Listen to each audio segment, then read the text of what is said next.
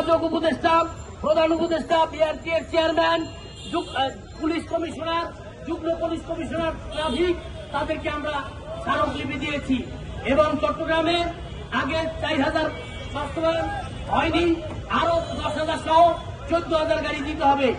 এবং এসহ আমাদের ঢাকা জেলায় 2 থেকে 3,000 গাড়ি চলে, আমরা নিজেরা চালাই গাড়িগুলো। আমাদের চালকদের বৈধ গাড়ি না দেওয়া পর্যন্ত এই 2 থেকে 3,000 গাড়ি চালানোর ব্যবস্থা করতে হবে, সুযোগ দিতে হবে।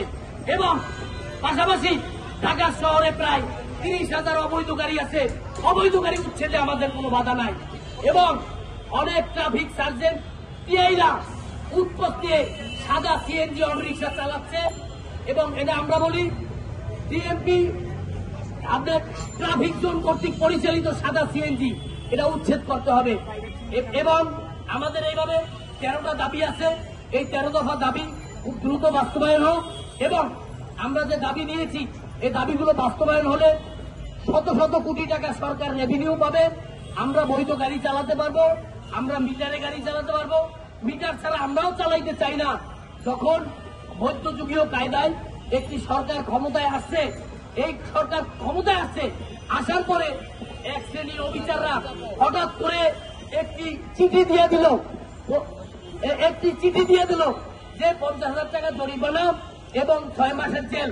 এটা মধ্যযুগীয় কায়দায় একটা নির্যাতনের মতো সিদ্ধান্ত। এটা বর্তমান যে সরকার অন্তর্বর্তীকালীন সরকার, এই সরকারকে বিব্রত করার জন্য, বিপদে ফেলানোর জন্য আগের সরকারের কিছু অসাধু কর্মকর্তারা এই চিঠিটা দিয়েছে। এর প্রতিবাদে আমরা আন্দোলন করেছি, সংগ্রাম করেছি। ওই বিআরটিএ কিন্তু আমাদের আন্দোলনের মুখে ওই চিঠি বাতিল করতে বাধ্য হয়েছে। আমরা বর্তমান সরকারকে বিব্রত করতে চাই না। প্রিয় বন্ধুগণ, আপনারা জানেন যে আমরা ধারাবাহিক কর্মসূচি দিয়েছি।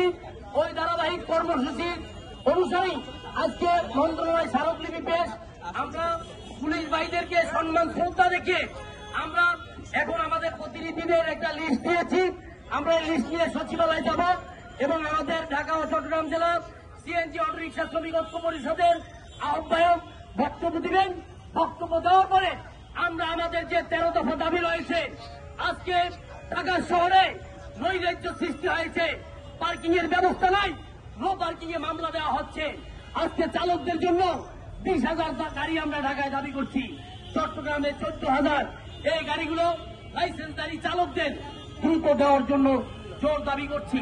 আজকে প্রধান উপদেষ্টা, যোগাযোগ উপদেষ্টা, বিআরটিএর চেয়ারম্যান মহোদয়, সবার কাছে আমরা ধারাবাহিকভাবে স্মারকলিপি এর আগেও দিয়েছি, আজকে দেব। আমি চেয়ারম্যান মহোদয়কে বলতে চাই, যোগাযোগ সচিব মহোদয়কে বলতে চাই, আপনাদের যাতে দ্রুত শুভ বুদ্ধি উদয় হয়। আমাদের দায়িত্ব, আমাদের দাবি 13 দফা খুব দ্রুত মেনে নেন। আর আমরা যদি আমাদের দাবি যদি মেনে নেওয়া না হয়, আপনারা দেখছেন ঢাকা চট্টগ্রামে গত সপ্তাহে আমরা অন্ধকার করে দিয়েছি। ঢাকার চতুর্থ রাস্তা বন্ধ করে দিয়ে আমরা কিন্তু দাবি আদায় করে নিচ্ছি। সরকার কোন রকম আমাদেরকে বিব্রতকর অবস্থায় ফেলবেন না, বিপদে ফেলবেন না, আমাদেরকে চ্যালেঞ্জের মুখে ফেলবেন না। আমরা আমাদের দাবি আদায় করার জন্য আমরা ঐক্যবদ্ধ। আমরা দুর্বার আন্দোলনে যেতে চাই না। যদি দ্রুত আপনারা যদি সোজা আঙ্গুলে গিনা উঠলে আঙ্গুল ব্যাখ্যা করবো, সংগ্রামে যাব, আন্দোলন যাব।